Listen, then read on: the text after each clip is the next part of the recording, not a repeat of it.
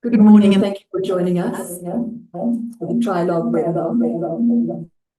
Topic for today is walking the talk of sustainability. My name is Tina Plain, and I head up sustainability at Trialogue. We host these online forums monthly on the last Thursday of the month, so please mark these in your calendar. But today we're discussing how to operationalize sustainability in your business. ESG has had bad press lately, which in part is a result of the burden of compliance being placed on corporates. But social environmental pressures impacting business continue to grow. A recent Harvard Business Review research shows that companies are actually doubling down on their sustainability efforts, and I'll talk a little bit about this in a moment. And even if the language of ESG is changing, in this day and age, we don't think that anyone is asking themselves whether sustainability matters. The real question is how to embed it in the business. Thanks to our panelists for sharing their insights and time with us, and thanks to you, our audience, for joining us this morning. Our monthly webinars are 90 minutes, giving us time to delve into the important questions and topics that we cover. A few technical points. Our platform allows you to follow the discussion and connect with your fellow delegates. So please post questions, vote in our polls, and rate the session. I encourage you to use the chat box to connect with fellow delegates and share your thoughts on the content. You're also encouraged to ask questions throughout the session, and you can do so by clicking on the green Ask a Question bar before typing your question. I'll draw questions from the Q&A box for our panelists to respond to in the discussion section of the webinar. And please direct the questions to one or more of the panelists and keep it as brief as possible. There's a short survey which will pop up from time to time, so please share your thoughts. This session is being recorded, and an article and recording will be made available to everyone who registered after the session. So, moving on to our agenda. After my brief introduction, I'll be handing over to each of our panelists for their opening comments.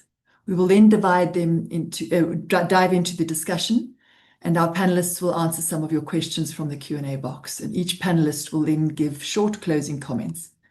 But before we start, let's see who's here today. In this poll, we'd like to know what type of organization you represent, and this will help us shape the discussion.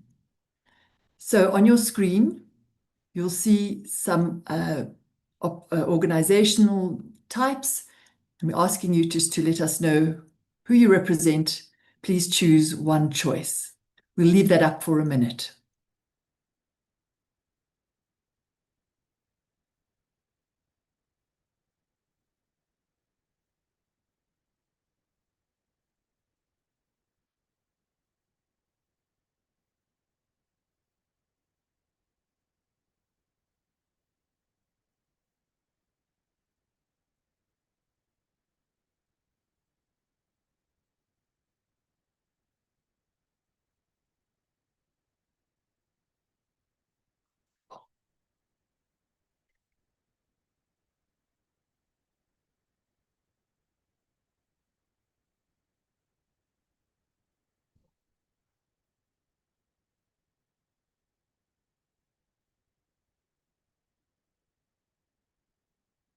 I'm pleased to see some familiar names on the call, but there are also many new names, so welcome to our network.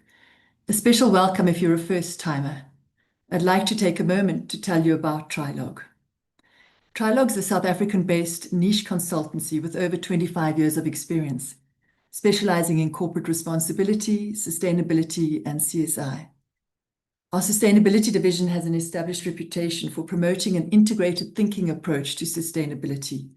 We have applied our integrated sustainability model to help business leaders embed organizational purpose and to achieve strategic integration of sustainability across all elements of the business.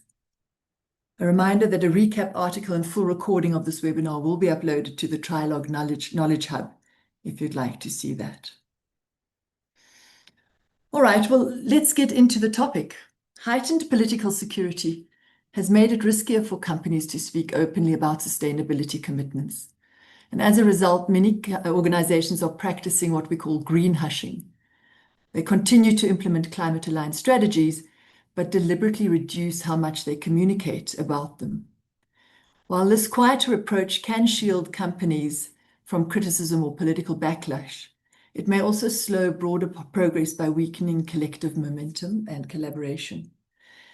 In the Harvard Business Review research that I mentioned earlier, we can see that companies nevertheless are working and investing in sustainability, and they're embedding sustainability into their operations, aligned with value creation, maintaining consistent leadership, and they're tending to build resilience in changing political environments. If you look at the results from the Harvard Business Review study that is displayed on your screen now, it's clear that companies are reaffirming and accelerating their ESG commitments. So the message for executives is clear. You need to understand the shifting landscape, resist performative retreat, and recommit to visible, collaborative sustainability. Silence may be safe today, but only integrated action will create a competitive advantage. Trialogue's integrated sustainability model, which is displayed on your screen now, provides a practical framework for embedding sustainability and ESG into the core of how a business operates and creates value. It's built around 5 interconnected pillars, starting with ambition or strategy, leadership and governance, systems and processes, performance metrics and monitoring, and then communication and messaging. And this model helps you to assess the maturity of your integrated thinking to identify gaps between strategy and execution. Now, a lot of our sustainability starts with reporting and what we communicate. But when you look at this model, that's really the outflow of embedding sustainability across all 5 of these pillars to make sure it's operationalized in the business. And by aligning purpose, culture, and strategy with governance, operations, and transparent reporting, following this model helps you to move from sustainability intent to measurable long-term value creation across environmental, social, and economic dimensions. So that is backdrop to introduce our topic. It gives me great pleasure to welcome our panelists today. Our speakers are Loshni Naidu, who is the Chief Sustainability Officer at the JSE. We also welcome Ayanda Saboni, who's the Group Executive Mutuality at PPS. Carolyn Chalmers, Chief Executive Officer for the Good Governance Academy, and Ayanda Saboni, and Nick Rocky, the Managing Director of Trialogue. Thank you so much for joining us today, and we look forward to engaging with you.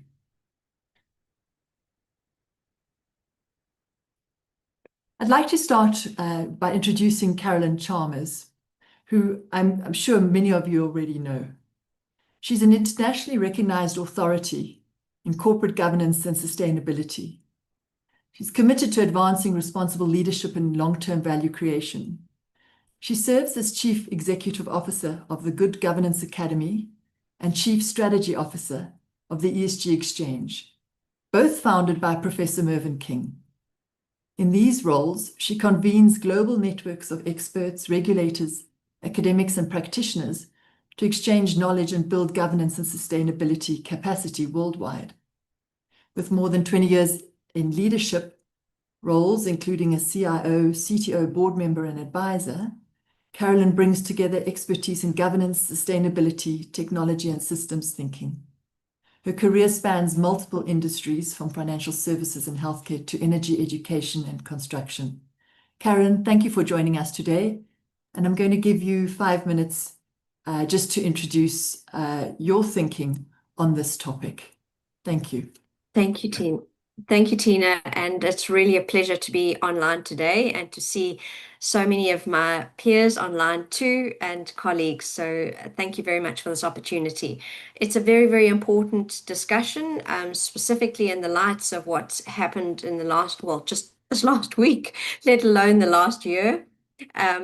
You know, and as Losny said earlier on, we're only in March now, but this year seems to have been very full already. Last year was one of ESG ESG detraction. But I think the shift is not so much from away from ESG and sustainability, but rather one from moving from values and the soft issues of sustainability to it's the right thing to do and you need to monitor your impact, to one of a little bit more urgency that says this is of value to the organization. And there we see the shift to not so much the impact of the organization on the environment and on society in terms of the E and the S, but really the governance, the boards directing the organizations far more to understanding the impact of the environment and society on the organization and specifically on the financials of the organization. So it's almost a shift from values to value and sustainability to stability. So the stability over the longer term. So we're seeing that internationally, this shift to this is real, this is something we need to grapple with. This is not just another three-letter acronym, and this is not something that is politicized. This is real, and this has a real impact for our organization. So boards across the world are definitely straightening their backs, standing up and taking action around this. And we saw that from the results of that survey. I think I'd like to stop there now because I think you've got some fantastic questions we need to delve into.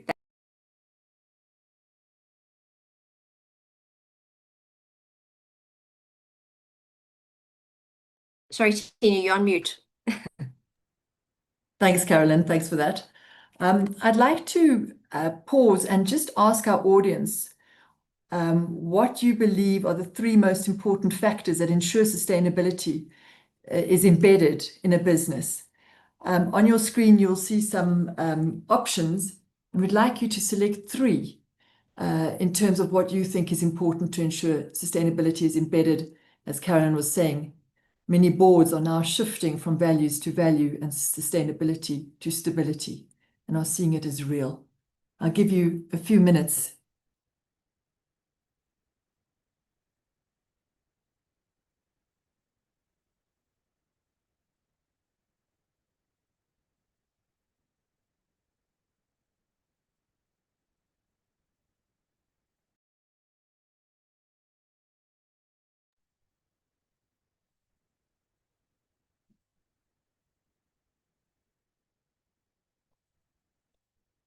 All right. The votes are coming in.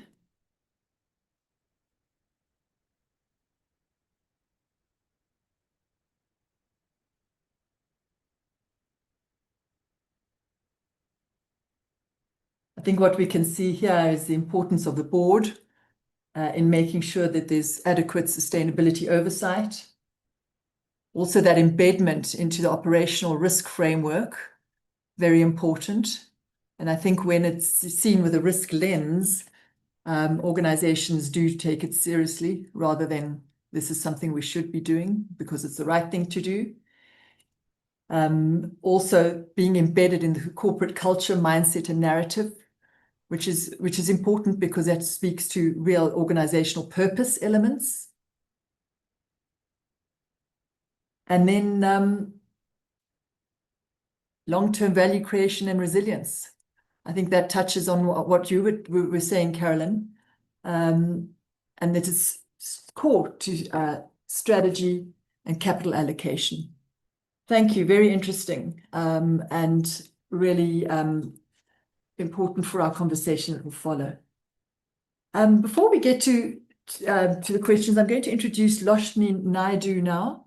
Loshni is the Chief Sustainability Officer at the Johannesburg Stock Exchange, and she brings 18 years of climate change, sustainability services and ESG. Her role as CSO focuses on the JSE's own sustainability efforts and the measurement of ESG metrics of its listed clients. And it reinforces the boss's ongoing ambition towards transformation, improved regulation, and a more sustainable future. Her responsibilities for sustainability at the JSE include products, services, strategy, and board reporting. Wow. And she also represents the JSE on various industry advisory panels related to sustainability, responsible investment, and climate change. She's a chemical engineer by training, and she's immersed herself in mining, agriculture, and chemical manufacturing sectors, but obviously, more recently, she's placed a lot of emphasis on the evolution of sustainable practices and corporate social responsibility. Thank you, Loshni. Over to you for your opening remarks. Thank you very much, Tina. Good morning, everyone. And it's such a pleasure to be here and be a part of this conversation, which is so critical. And I want to start with just a reflection of South Africa in terms of how far we have actually come from a sustainability perspective. We do have a very strong voluntary sustainability reporting, integrated reporting background. And that's held us in good stead over the years. And we've seen, and what's so important about these reports is that they provide us insight, they give us some insight about how companies are responding to sustainability challenges. But again, we need to think about reporting as a part of your sustainability journey, which reflects how you embed sustainability, how you respond to your sustainability strategy, how do you respond to sustainability type risks. So just again, to take a step and remind ourselves, reporting is one part of this journey. So over the years, and I love, the study, the results of the study, Tina, because what it does do is echo some of the sentiments and some of the engagements that we've been having over the last year or two. And as Carolyn was saying, you know what, things are changing constantly, and sustainability space is constantly evolving. And I think that's some of the challenges sustainability teams and broader companies are actually facing is this constant shifting of, I want to say, goalposts, and trying to keep up and trying to, ensure that we're meeting those targets or we're meeting those commitments. Because what we do see in South Africa is lots of the large listed companies have embedded sustainability to a degree within their operations. It sits at their strategy level, it sits at their board level, it's part of those board conversations. And I think this latest poll you ran, it is part of the risk conversation. So your ERM teams are actually driving, for example, climate scenario analysis work. But as a country, we have in certain instances, and I don't want to broad brush this, that, sustainability is embedded and everybody's doing this. But we do see pockets where certain sectors are driving this conversation. So more recently, there's elevated and increased conversations around nature risk and how do we incorporate and understand what nature means for certain businesses. But we do still have a lot of work to do. And I think the last comment that I want to leave everyone with is, yes, it's a constantly evolving space. Yes, there is a lot to do, but it doesn't mean that because it might be overwhelming and onerous, we should just give up and stop at this point, because the outcome of what we are trying to achieve, it's too big for us to just take a step back at this point. Thank you, Tina. Thanks, Loshni. Yes, it is interesting to see from a sectoral point of view, and I guess in your role, you do see this, that certain players or certain sectors have really moved faster than others. And my next poll then really touches on, I'd like to ask all our audience today, which sector you think is most credible when it comes to walking the sustainability talk? Who do you think has really set the bar and is doing a great job in embedding sustainability in how the business operates? On your screen, you'll see some options. Please pick one. I know it's difficult, but let us know who you think's really been winning the race. I'll pause there for a minute.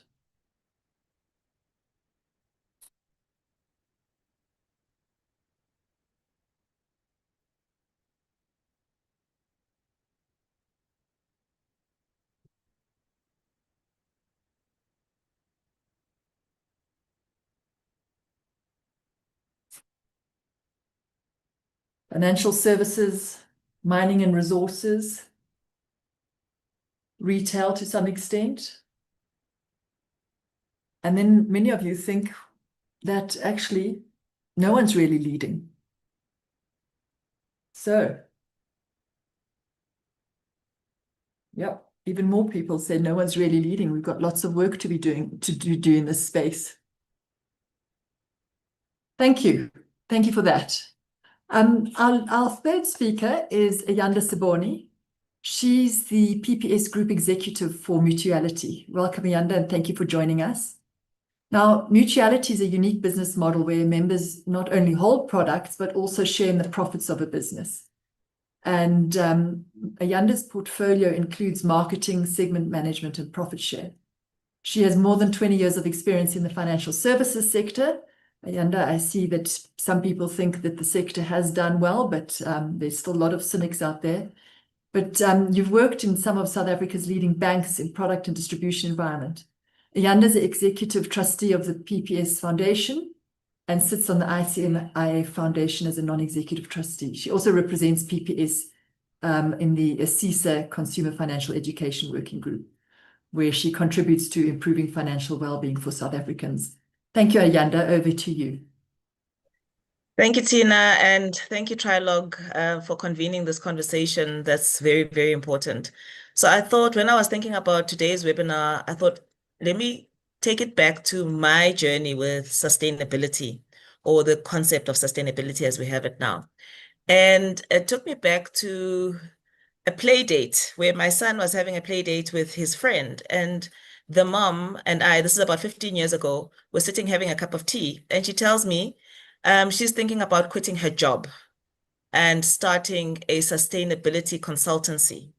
Now think 15 years back, and the inside voice of me was like, has she lost her mind?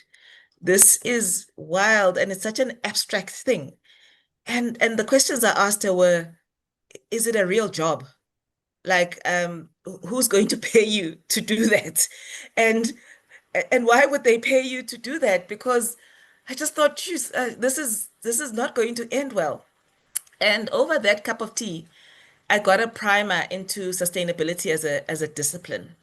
And from then on, I've never looked at it the same. And I think a year ago I called her and I was like, geez, girl, I was so wrong. I really hadn't seen the world the way you saw it. So it's nice to see that people like myself who were skeptical about the discipline are now, sitting in this chair.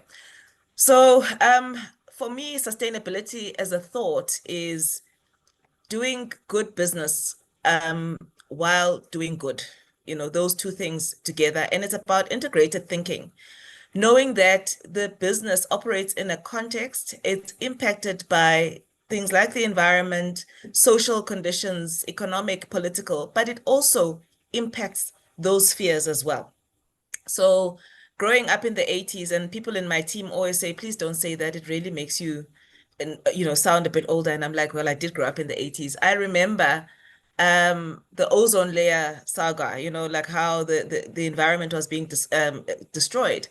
And for that to improve, it took all of us acting together around the world, legislators, but also individuals saying we're not going to use CFCs. So it's about that level of integrated thinking and collective action to do the right thing. And when you think about how businesses impact the context, it's the decisions that are made by individuals that sit in positions like ourselves that make all the difference. Many times people think that it's governments and it's the international community and global leaders that make a difference. My view is it's top down and bottom up. Yes, they may set the policies, they may say these are the guidelines, but the adherence and the commitment and the doing happens at a local level. It's the business leaders like ourselves who make the decisions, create the right culture, and decide how the future is going to be. So when we do our planning and we operate in a South Africa where there are social and economic issues, it's the decisions that we make that determine what the next 10, 15, 20 years are going to be. So that's my opening remarks. Thank you. Thanks, Ayanda. Thank you for that. I think with that poll showed us how important business culture and the tone set from the top is. So thanks for that. We're now going to step into a questions that we have for our speakers. Please remember to pop any questions you may have in the chat, and we'll get to them in due course. Carolyn, I'm going to start with you.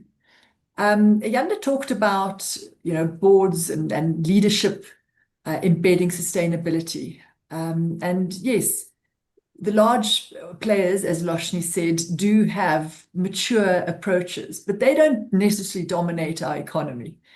How many boards do you think, in your experience, are really having their strategic decisions shaped by sustainability as a standing item on the agenda, how they allocate capital?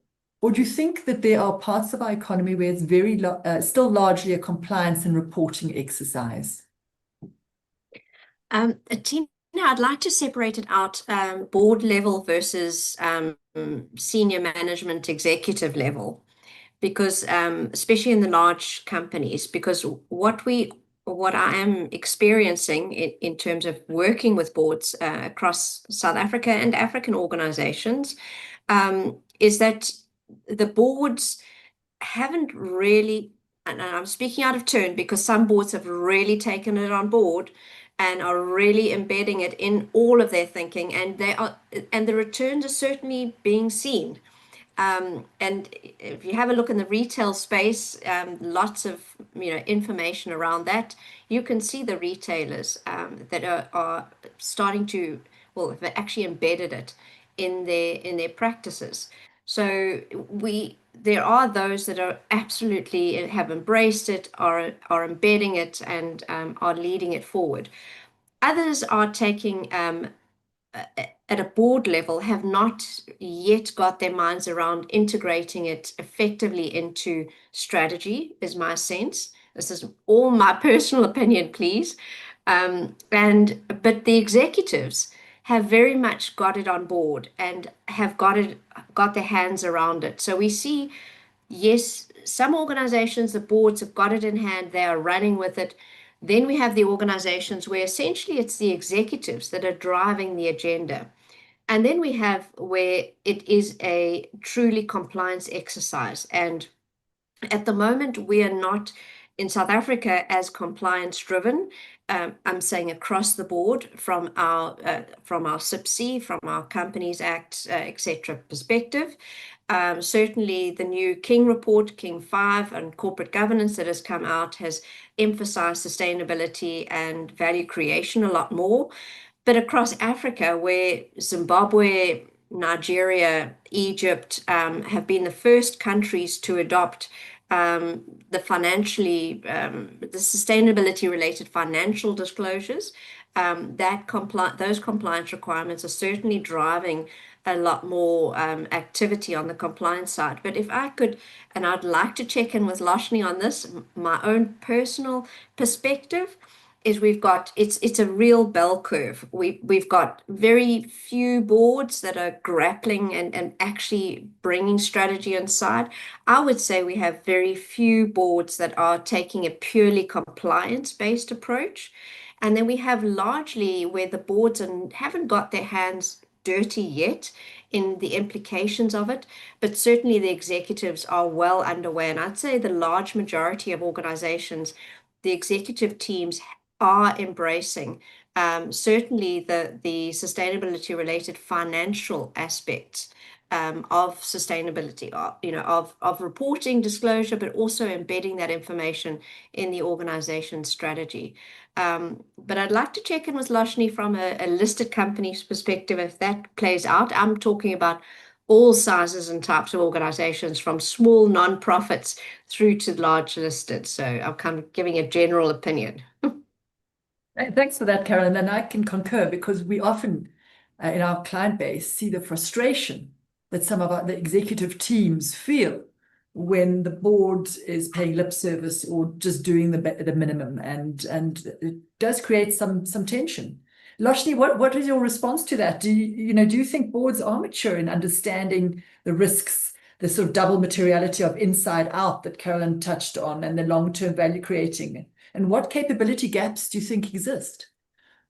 So I want to, thanks, Tina. I want to build on Carolyn's response, because what we're seeing actually echoes what Carolyn as well as yourself have articulated. And I want to take a step back just from the capability perspective and just broadly respond to it from, broad sustainability capability. So Just Share, I'm not sure if everybody remembers, they released a publication last year where they looked at the top 40 boards, top 40 listeds, and they looked at the directors' sustainability qualifications. And the two stats that they pulled that I'm just going to pull out, one was that 55% of the top 40 do not have a director who holds a sustainability related qualification, and only 5% of the total directorship positions of the top 40, sorry, I'm just losing, are occupied by directors with a sustainability related qualification. So before anyone comes at me about experience versus qualification, I'm just using this to articulate a point, which is that ongoing capacity building for boards is a critical enabler to embedding sustainability within organizations. And why I'm saying this. So the first one is that what we see play out in boards is one of two things. One, the lack of understanding, knowledge of sustainability in the broadest context either results in board members not engaging effectively with the information that's presented to them by the executive. So they don't challenge, there's no debate, there's no asking those relevant questions. So things are not challenged, and either they say no, do not implement, which makes executive teams and their sustainability teams to go back to the drawing board to try and pull something else together to justify why we are doing certain things. The second thing that plays out is peer pressure. So boards of companies or executives sign on to specific commitments that without necessarily debating, engaging, and understanding why does this make sense for the specific company? Or the third part to it is they get bogged down in the minutiae. So it's looking at the detail of implementation or the detail of a certain initiative or commitment, which also hampers and the whole embedding of sustainability. So, it does play out in different forms. And again, this is also a generalization. But what it talks to is because potentially board members do not want to, ask questions or challenge because it might show up the lack of understanding or awareness or knowledge. So that's why this is a huge space and a huge responsibility from organizations to ensure that their boards are capacitated and have the requisite understanding, awareness of sustainability, whether it's climate risk or nature risk or it's social issues. It is the responsibility of organizations to ensuring that ongoing capacity building. I think I'll stop it at that point. Thanks, Tina. Can I jump in, Tina? Yes, please do. So my background, because this is deja vu for me. My background is in IT, but also quantitative resource ecology. So back in the 1980s, 1990s, I was bringing together both IT and zoology and ecology together. And I saw this wave with boards not being able to grapple with technology, with IT, because they hadn't grown up with it. And now for me, it's deja vu. Is because now boards haven't grown up with ecology and environmental and chemistry, and so it's almost deja vu. So we're seeing it again, and right to Lashni's point, the education, the foundational education hasn't been there right from schooling all the way through into professional careers and experience in applying these kinds of things in a professional environment. So absolutely agree with Lashni. Thanks. Thanks for that. It's a very nice parallel. I never knew there was something like a qualitative resource ecologist, but I'm going to go and research that now. It sounds fascinating. It's amazing. Ayanda, perhaps I can turn to you now because you sitting, you know, at the coalface there, and let's talk about in PPS, how your mutuality model helps shift decision making at executive level and then at board level, you know, as you have to really walk the talk of the mutuality ethos. Yes, thank you, Tina. Just to give people a sense of what this mutual model is, you know, we all know with the normal firm, you've got the shareholders, you've got the clients, you've got the boards in the middle. In the case of a mutual, we don't actually have shareholders. We have something called membership. So if you are a member, it's when then you become a member of the society in the case of PPS, and then you get the products as a result of that. So there is a fundamental difference between membership and just being a client, because by being a member, you get to share in the business. It's almost like an ownership type of approach, where you get to be a member, and any profits that emerge in the business are then shared with all the members, and they don't have to put any capital on it. But why this also matters is because when we elect our boards, the boards are actually elected from the membership. So you have to be a member, and they represent direct members, and members vote to say, I want this person to represent. And in our case, at some stage, we did have even professional associations sitting on our board. So we've always had that lack of conflict between the interest of the shareholder and the interest of the client, because those two are one and the same thing. Whether value emerges as profit or as benefits, it doesn't really matter. And in the boardroom, the biggest discussion that takes place is about intergenerational fairness. So decisions that are made today, how are they going to be fair for future generations? Because as a mutual also, because we don't have shareholders, we don't borrow. And as a business that doesn't borrow, you have to think very long term. You have to think very hard about what you're doing today and what the implications of that will be tomorrow. So from a sustainability perspective, I think it is baked into the model. And if I look at our colleagues in the ICMIF environment, which is the global body for mutuals and cooperatives, that is something that permeates throughout. You know, you find that sustainability is at the core because it has to be at the core. Thank you. Thanks, Yanda. Thank you for that. So we spoke about the competence and training of boards and to be, you know, capable to make sustainability decisions. But Karen, perhaps I can come back to you and ask you to comment on when profitability and sustainability objectives collide, okay? And how often, or do boards explicitly debate the trade-offs that need to be made?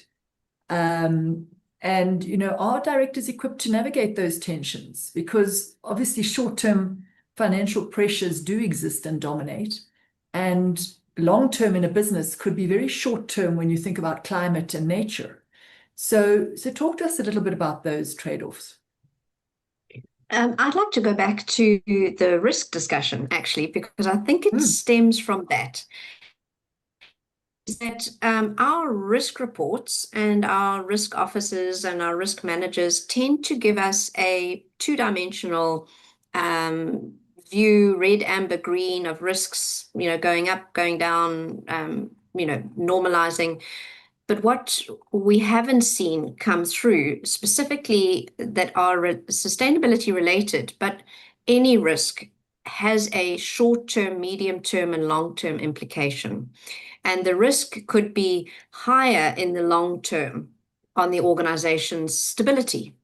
And whereas we tend to focus on the next financial year or the next 2 years or even immediately. So what is the risk to the organization today? So in most risk reports, we don't get a sense as an audit committee, audit and risk committee, as a board, looking at those risk reports and understanding, is this a short-term risk that we're dealing with now? Or is this a medium-term risk that you know, over the medium term, it might materialize, or it's definitely going to materialize? Or is this over the longer term, is this definitely going to materialize? And it's a high probability of materializing, and we have a long time frame in which we have to do something. I think at long time frames, look at how long it takes to build a dam. We know we're going to have a water shortage. It is a long-term risk. We don't have a water shortage. Well, I'm not talking about Cape Town, I'm talking about Johannesburg now, right now, although we have water issues. But it's going to take a long time to sort it out. So we need to start our risk mitigation activities now, today. So I think there's a discipline that needs to come through, and it needs to be promoted through our risk profession and into the board, so that the boardroom can start their discussions not so much about risk general and risk to the strategic objectives, but risk to the strategic objectives over the short, medium, and long term, because that's how we're looking at value creation.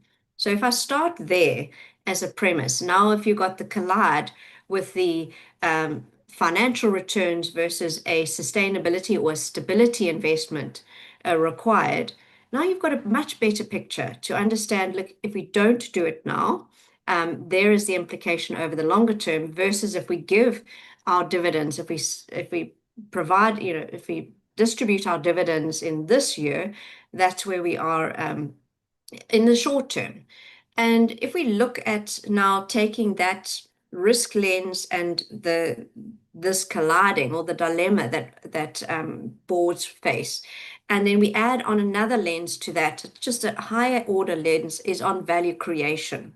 And value creation is over the short, medium, and long term. And we understand that since the industrial era started, we have had winners and losers. And the primacy of the shareholder has been that the shareholder will always win versus environment, where the environment extractive, resource extractions, etc., has never won, has never been factored into. And I say never with trepidation, because I know that some mining companies have certainly reinvested in environmental stability. So we need to balance over the short, medium, and long term and have a risk lens and apply that in terms of our value creation. Now, for me, the purpose of the organization and the values of the organization are at the heart of decision making at a board level. The very next step before we get to strategy, which is largely informed by the executives and co-created with executives, is a board understanding of our value creation, let's say, framework. Who are our stakeholders? How are we going to create value? And who are the winners and losers? And make really informed decisions before we go into the strategy of how that's going to happen. So there is an emerging discipline around this value creation stuff, and we've had it for quite a while now, since I think 2008.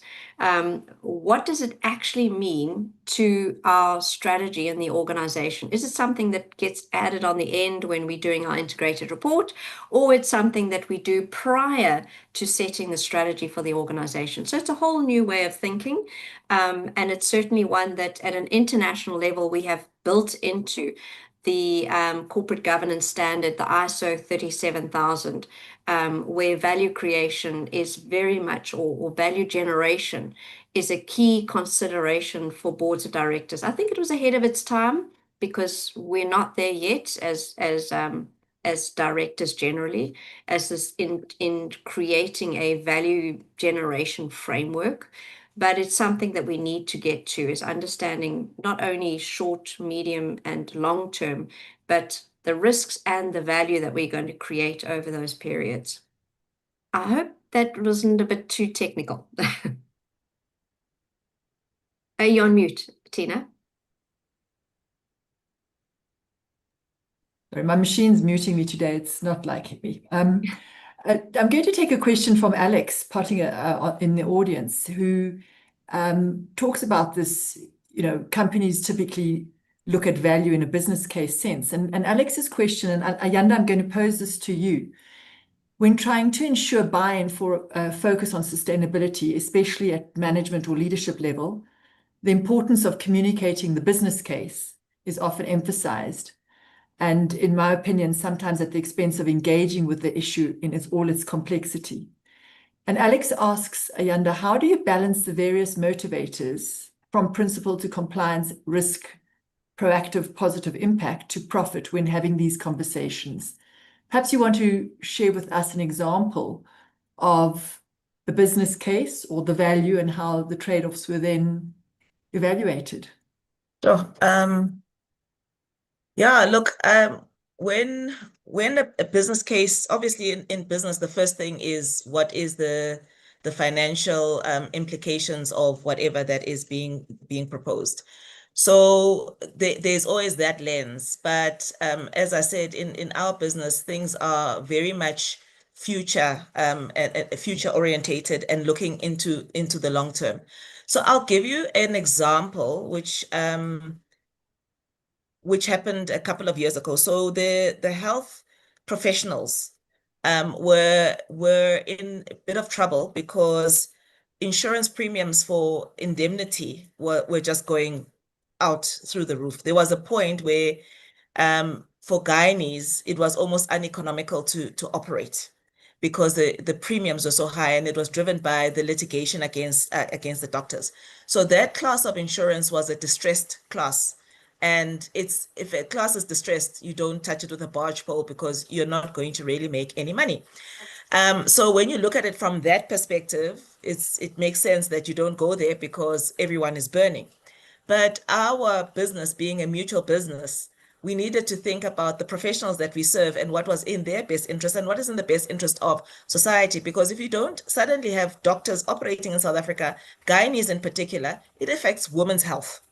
And when women's health is affected, it has other very dire consequences for society. So looking at that, so the one part is from an underwriting perspective, well, you could possibly burn and lose a lot of capital, but there's also a need from a membership perspective.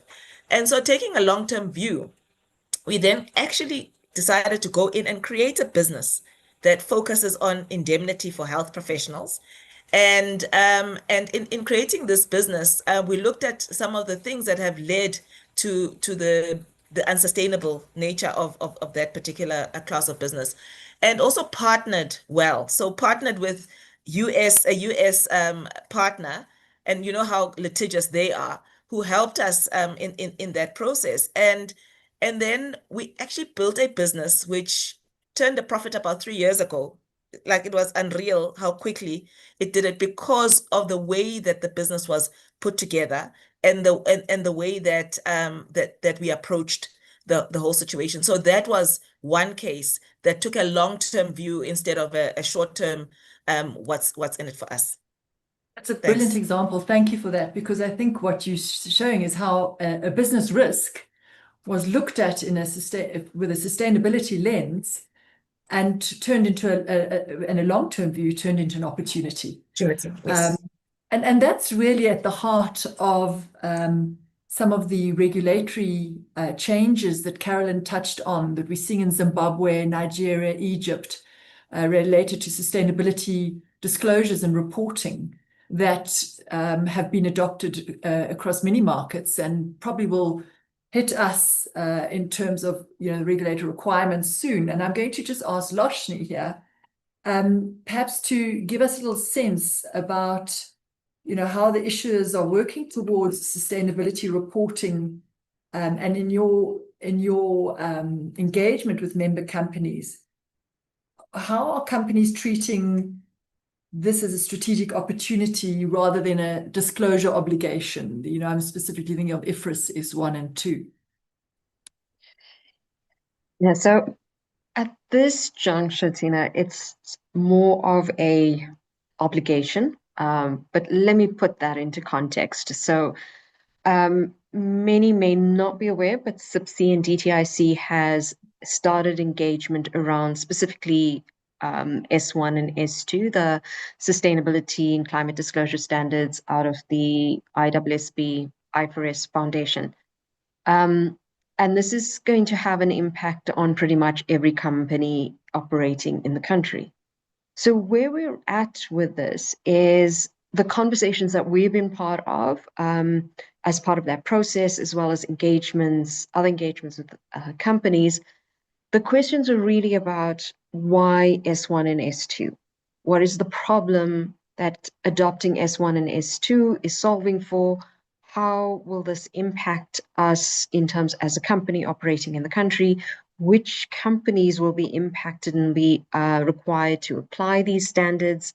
How is this going to work within our current context of King 5, double materiality, integrated reporting? When is this going to come into play? What does this mean for assurance? So there's a lot more questions around where are we going with these reporting standards? And it's about operationalizing it for the country because it impacts not just companies, but the listeds, but the broader market. It's state-owned entities, it's SMEs, it's not NPCs, let me go that way.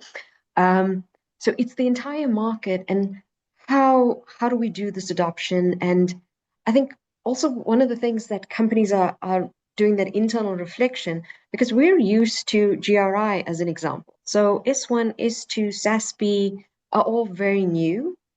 Most companies that have been doing reporting have established systems, processes, data management, etc. But now it's looking at, well, okay, there's a new reporting framework. How do I adapt or evolve these to apply and report against this new framework?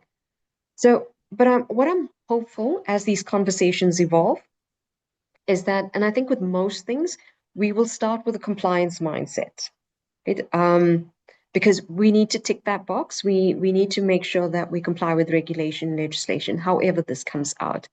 And what I'm hopeful is that this evolves in time to less of an obligatory exercise, less of a tick box, where we do see what the value is. And, you know, we've been having the conversation now about value creation and value. So I'm hoping it does evolve and that we keep in mind that as we have these conversations, that we're not just merely asking questions about compliance, but how do we embed this? How does it help embedding sustainability? How do we embed this in strategy, risk, etc.? So I'm hoping that continues and we don't lose sight of the bigger picture, that we want a specific sustainable outcome, not just an output in this process. So watch the space, and maybe just a call to action, everybody on the call, that when DTIC and CIPC put out, their consultations and requests for comments, please do participate in the processes, because we need to work and establish something that is in the best interest for our economy and our region.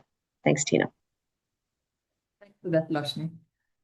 Carolyn, perhaps just continuing in that vein, with the looming growing scrutiny and more disclosures that will be required, do you think we'll see a shift towards greater personal accountability for directors on sustainability matters? And do you think directors are ready for that level of responsibility?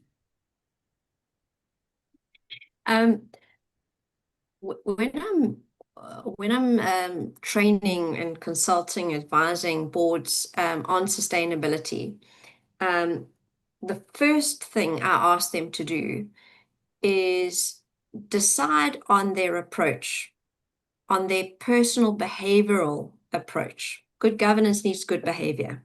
So what is their approach? Do they want to do the minimum and check the box? Or do they want to do their best and do, and optimize around this? Or is it somewhere in between?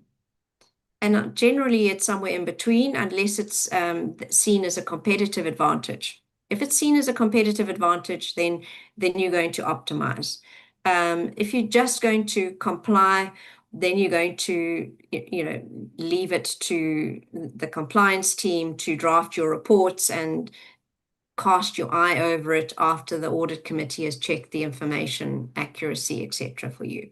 So really, it's the leadership of the organization, the board, will be determining how are they going to approach this. And everything starts from there. So are they going to approach this as a they're really going to put their minds to this and they're going to make sure that this really is embedded in the organization? Or is this just going to let it happen like a hamster wheel at the end of every year? So I really feel that the tone is established from the top, even though the executives are driving this most of all. The boards will set a precedent in terms of what information they're going to scrutinize.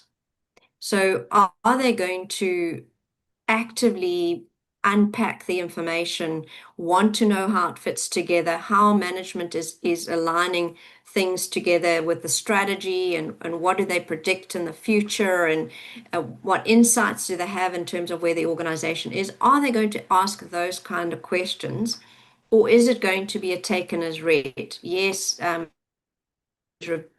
reviewed the assurance providers have reviewed the information is accurate, sign it off. And that goes all the way from the new King 5 disclosure framework. It's all pre-written for you. You could just say, yes, we're happy with all of this, and the company secretary says, yes, we're doing all of this, and you go, great, let's submit it. Or are you actually going to apply your minds to that disclosure framework and interrogate it? How are we doing this? Why are we doing this? Can we do this in a better way? Now, my sense of it is that many boards operate in a survival mode, and also they are so focused on governing the business that they're not looking at the business of governing. And the business of governing is what they're there to do.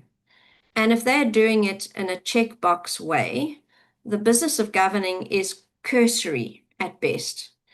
If they are really applying their minds and interrogating, then the business of governing is maturing.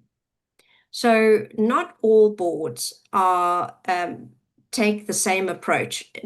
And large listed to small organizations, it's really not indicative in size of type and of organizations. It's all driven by the attitude of the board. Is the board going to apply its mind specifically on the information that's coming from management and looking at it, interrogating, grammatical errors and minutes and things like that? Or are they going to really look at interrogate it from a governance perspective, the business of governing, not just governing the business? So I think it's that's also quite a shift, to actually think about how can we best govern this, and at what level do we want to govern this? Some things, maybe it is like we talk about the 6 capitals when integrated reporting first came out, and South Africa, the Johannesburg Stock Exchange, first stock exchange in the world to adopt integrated reporting.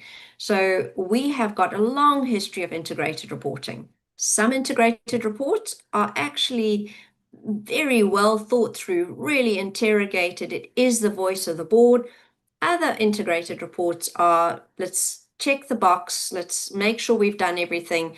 Compliance team puts it together, or the marketing team even worse puts it together, and we check it, and yes, we're happy with it, but actually we've got bigger stuff that we need to spend our time looking at. So it really, boards need to decide, are they going to treat it like it is the voice and it's the attitude of the board, or are they going to treat it like another compliance requirement? Now, it's not up to us to say how companies should do it. The board acts in the best interest of the company. It's for the board to decide what is in the best interest of the company in terms of how they're going to approach sustainability and integrated thinking and integrated reporting. Thanks, Carolyn. I'm going to ask Ayanda just to quickly give us feedback, because perhaps this links to it. One of the best ways to change behaviors is to make sure that people are remunerated in ways that to behave, once the board has decided that they want to do a certain thing, how do you drive that through? And there's a question from the audience from Mduduzi to say, are sustainability indicators integrated into performance contracts of senior management? How does that work at PPS? Yeah, so from a PPS perspective, we've actually got our strategic focus areas, and sustainability is one of them. And to that extent, we've got what we call strategic execution teams. So we group people from different divisions who are doing different jobs. Like our chief investment officer is part of this, someone from secretariat and all sorts. So it's based on a little bit of passion and also what is required. And we're driving sustainability through that strategic execution team. It's a group, it's normally a group of about 8 senior leaders that come together and say, okay, this is what we're going to do. And in fact, the evidence of that is this last year, we published our first ever sustainability report, something that was not even on the cards 3, 4 years ago. And suddenly it's at the center. We're looking at our emissions, we're looking at all sorts of aspects. So yes, it is there. Is it in every single person's scorecard? No, it isn't, not yet. But it is a strategic initiative that is there, and the senior leadership group are accountable for delivering on that. So the way that we're doing it is not necessarily in the scorecard type of manner, but in terms of how we evaluate success as a business and how we've performed, sustainability is one of the 8 pillars that we're looking at as a business. Super. Thanks for that, Ayanda. Loshni is going to be jumping off, but Loshni, before you go, I'm just going to ask you to give us, and then hand over to Nick, to give us a quick one-liner in terms of what you think is the biggest factor that will distinguish organizations who truly embed sustainability from those that only talk about it. You know, what is it going to be that distinguishes them? And perhaps that could be your parting thought before I hand over to Nick. Oh, thank you, Tina. And I'm sorry I couldn't stay. We just had a prior commitment. For me, the biggest, and Carolyn actually picked this up, she started talking about it. It's having the ability to balance past and your future. And what I mean by that is balancing the short-termism, the immediate financial reporting, which is really a retrospective or historical view of performance, with sustainability, which is a future-looking and forward-looking. So successful companies will be able to actually balance those two views so that they have the ability to unlock opportunity, competitiveness, and value creation. So thank you so much for having me. I'm sorry I had to drop off, and I wish you the best and an engaging conversation further. Thank you, everyone. Thank you, Loshni, and goodbye. So Nick, I'm going to ask you to turn your camera on if you are, yes, there you are. Nick probably needs a little introduction. Nick is the Managing Director of Trialogue, and I'm going to ask Nick, based on the really interesting conversation from our panelists, to share some of his reflections on what he thinks are the greatest challenges and opportunities facing organizations in walking the talk of sustainability. Thanks, Tina.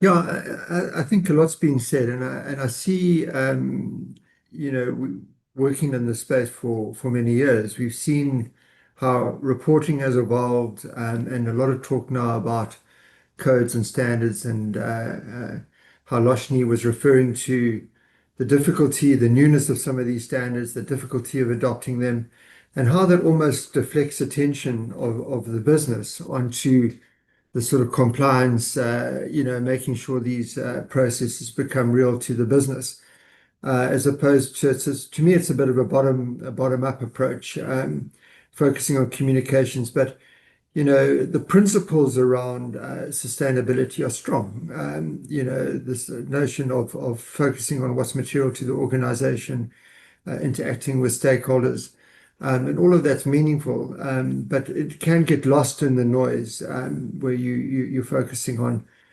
delivering, you know, this compliance burden. I think to some extent, you know, particularly from an RI perspective, where you know disclosures sort of were the most important thing. That's where ESG got quite a bad name. but a top-down approach. And Carolyn spoke to this, and I thought it was interesting how she spoke about, yes, the values are important, but almost looking at the value creation in between strategy, or linking it to strategy from a top-down perspective, and how the aspirations of the board are so critical in actually defining the space. I think that was really relevant because, ultimately the tone does come from the top, but not only the tone, but the mandate. Sustainability, to embed sustainability takes time, effort, and resources. If you have the best intent in the world, but you don't empower the organization and the executive to allocate capital and resources to driving change, it won't change very fast.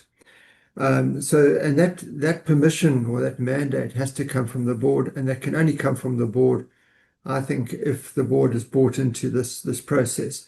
So I thought it was really interesting talking about, how the boards haven't grown up. Carolyn's point where they're not sensitized to, ecological considerations was really interesting. And I think, if you look at the makeup of most boards, they're made up of accountants, and those accountants are mandated to generate profits for the business, and that's where the priorities sit. So to shift that mindset into this holistic value creation, I think is tricky. Tricky at board level to get that sort of. And I think that bell curve that was mentioned as well was also interesting. I think there are those organizations on the right fringe of that bell curve where they really say fundamentally we exist to create, all around value creation. Is the exception rather than the rule. I think there are a lot of organizations muddling along in the middle somewhere where they're doing what they think is right, but not necessarily grasping the nettle and doing taking on the big issues. And yes, you can come at it from a risk lens and a short-term, longer-term risk lens, but risks are naturally a defensive play. I think when we look at sustainability and the trade-offs associated with that, it should be really material to the business. And when we say material, we're talking about the impact of your supply chain, the impact of your products and services on society. The point Ayanda made where, a particular service wasn't profitable, and easy to discard and say, okay, well, we just stay away from that space. And then looking at the trade-off associated with that. And saying, well, we really need as a business and for our, and the value play comes back in there, and you say, well, if our values are right, that we've got to exist for those professionals and for society at large, what's the right thing to do there? And I think that's why values are so important in organization. You can have all the rules in the world, but at the end of the day, decisions are made through the organization all the time. And if executives are short-term profit driven, and they're chasing a bonus check, they're going to do what it takes to to optimize their bonus. But if you have a value system that says, well, how do we behave under these sort of difficult circumstances? What do we do that's right? That's not necessarily going to make a short-term buck, but it's not going to hurt our reputation, and it's going to drive, longer-term profit growth. That's the kind of decision making you want to inculcate within the organization. And that can only come through a value system. So values, yes, values into value creation, into strategy, and in that process, looking at those hard trade-offs. I recall when we put our model together, we were debating this notion of trade-offs, and we had an executive on our team who was supporting this process. And he said the real trade-off decisions happen in the board session. They don't happen in a diagram that looks at the 6 capitals and the trade-offs associated with each capital.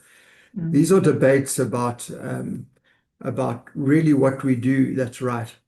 And if I can share an anecdote, which is something I sort of come back to, and it was almost before the world of sustainability, and I was in a session, and the ex-mining exec, Bobby Godsell from Anglo, was talking, and he spoke about, in those days, this is an anecdote from a long time ago, he spoke about, he says, you know, we know that we can make more money by going a few levels deeper in a gold mine.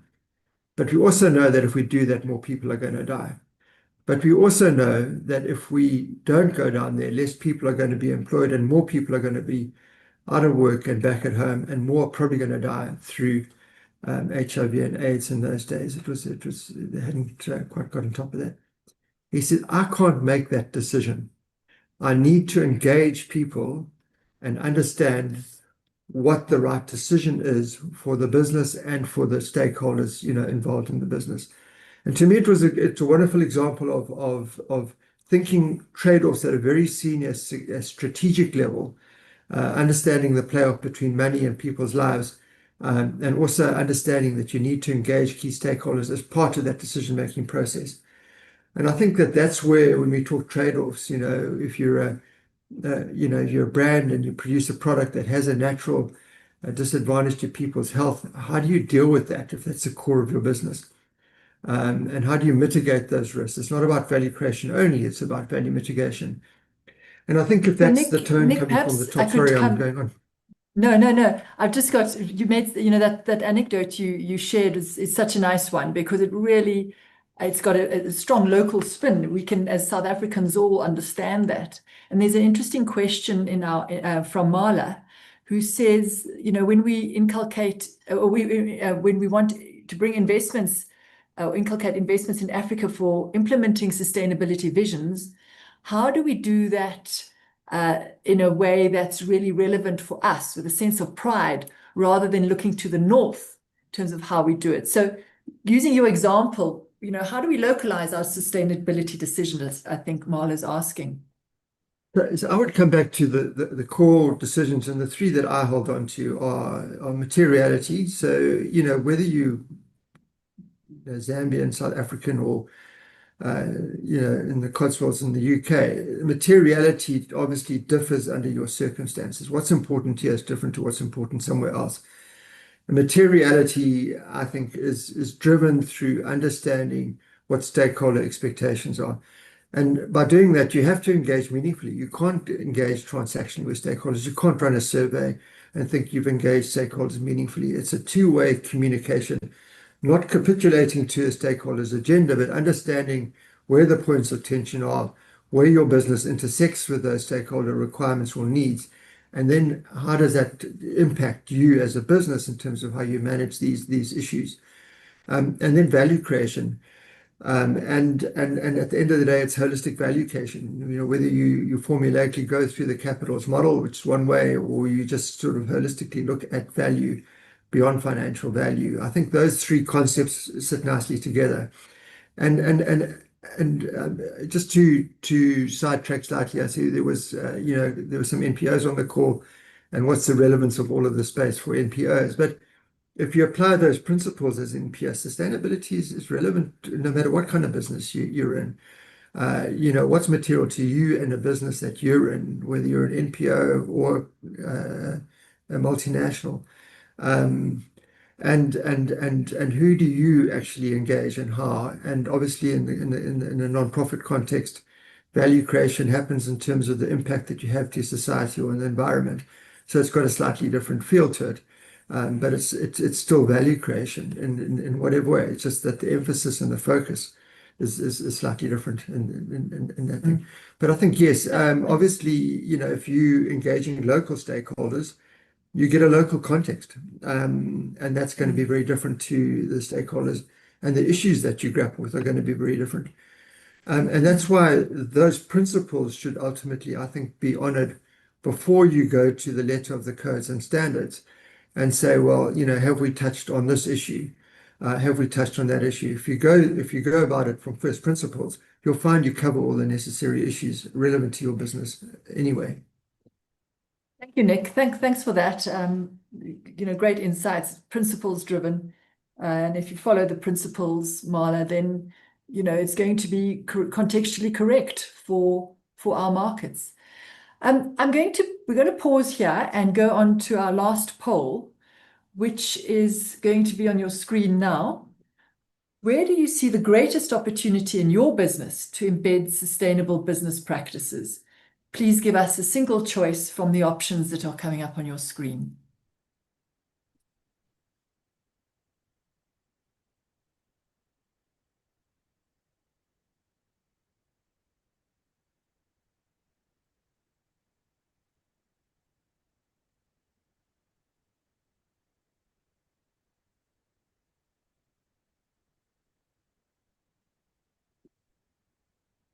All right, we've got 3 winners so far, 2 winners: integrating sustainability into core processes, budgeting, procurement, project approvals, and so on.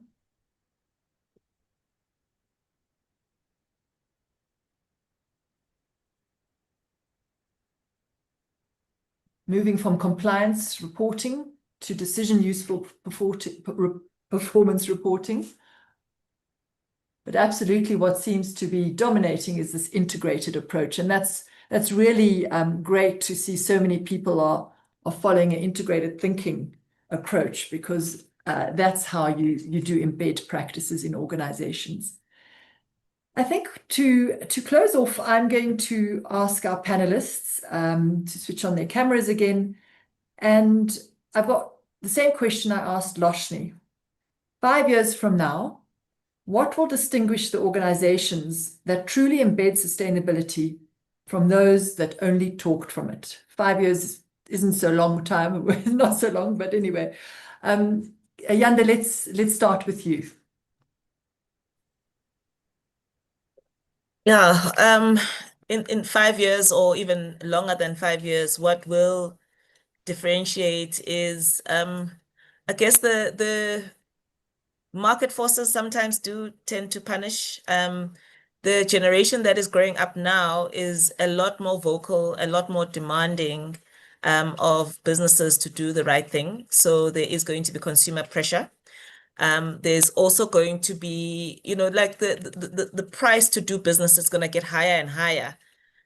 If it's more if organizations don't do the right thing, whether socially or otherwise. The world is so much more interconnected now, and the use of technology exposes firms when they aren't doing the right things. Where in the past you could get away with it, now it's very easy for you to be exposed, whether you are greenwashing or you are treating people badly. That information can go from source to public very, very quickly. So I think there is that that social mechanism that has been created by the access to technology that's going to force organizations to do right. But I think ultimately the main thing is the thinking of leaders is going to be what makes a difference. And if we think right and do right, and we create enough peer pressure amongst ourselves, then we'll move forward in a much more sustainable way as businesses. Thanks for that. Carolyn, over to you. Thanks. Certainly in 5 years' time, we will have a better understanding of how to implement and change our systems. So I just go back to the work that the Good Governance Academy started, the ESG Exchange, and currently we are in a pilot project with the Pan-African Federation of Accountants, and we're educating over 700 accountants across Africa on how to implement in the management system of the organization what needs to be implemented. And the courses are geared at board level, so you don't need to know everything. You can't drink from a fire hydrant, all the way through to a project manager where you actually have to know everything about everything. And I think those practices where the ESG exchange is we've got 180 odd, of which Trialogue is part of it, experts that are contributing content and practices around what is happening in the world. We're aggregating them, but I think, and there's very little of how to do this because the world hasn't done it before. So I think over the next 5 years, we're going to have a lot of practices that come to the fore so that we can start mainstreaming to the point where perhaps we can even have standards, ISO standards or standards on best practices on how to do this. So I think that is what we'll start seeing in 5 years' time. But The organizations that are going to wait for 5 years, I agree with Ayanda, the cost of capital is going to become prohibitive. In terms of those companies are not going to be able to compete as well as other companies, because there is a risk premium. There is a risk premium in terms of how much is it going to cost to respond to floods and fires and all sorts of other environmental impacts, let alone social impacts. That I'm speaking very generally. However, in South Africa and in Africa, we have a very, very entrepreneurial community, a very pioneering community, innovative, and we can respond very well and quite quickly. So communities get together, for example, when load shedding happened, putting up solar panels, getting our own power sources, generators, etc. When day zero in Cape Town nearly happened, even in Joburg with the water, making a plan is certainly the way that Africa responds to these really great pressures is to make a plan. Very, very entrepreneurial spirits. And the other respect is that by 2050, okay, it's not 5 years, Africa will 1 in 4 people in the world will be African, will be on the continent of Africa, because we have got the fastest growing population in the world.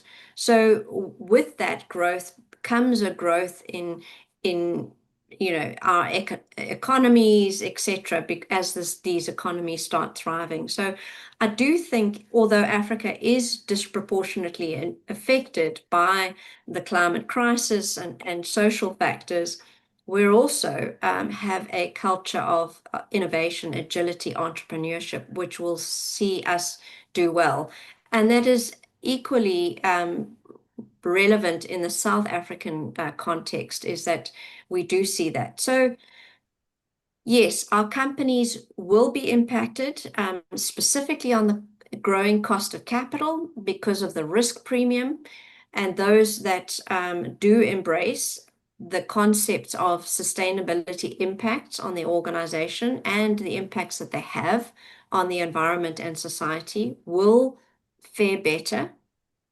But how much better, I think, is not as material or as wide as we would see in organizations in developed countries, because I think in Africa we do have that entrepreneurial spirit that we can make a plan, we do make plans, and so perhaps that gap isn't as wide as we would see in other countries around the world, specifically developing economies.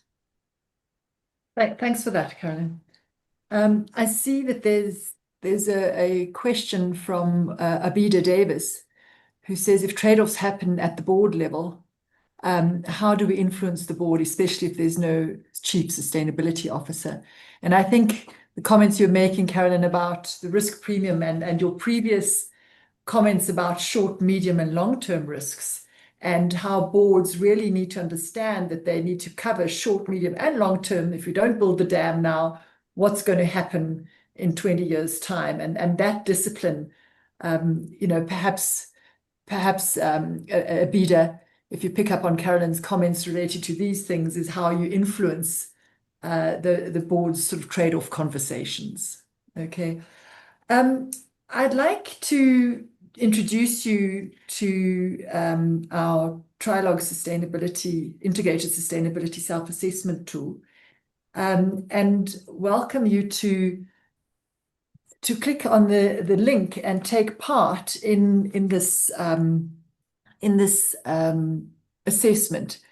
This self-assessment is a confidential tool. Nobody sees your results and nobody sees what your answers are, but it'll help you to understand how deeply sustainability and ESG are embedded across your business, across those 5 pillars which I introduced you to initially.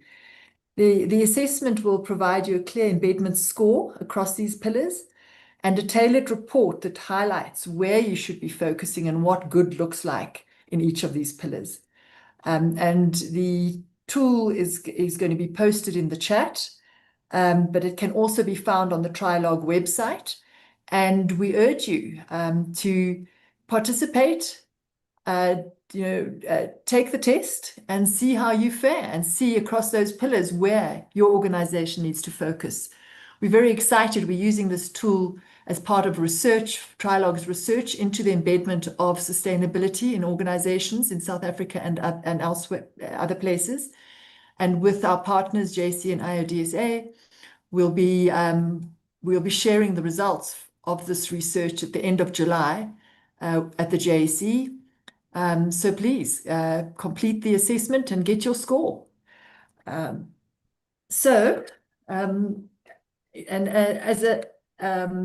That really brings us to the end of today's webinar on walking the talk of sustainability.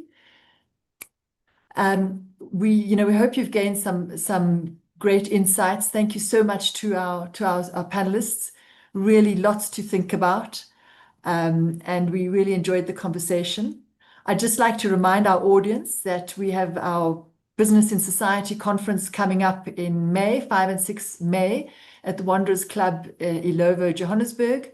So jump onto our website again and book your slots there. It's a great conference, really important topics that are covered. So that's really the end of our session today. We look forward to seeing you at our next monthly webinar. You can find more details on our website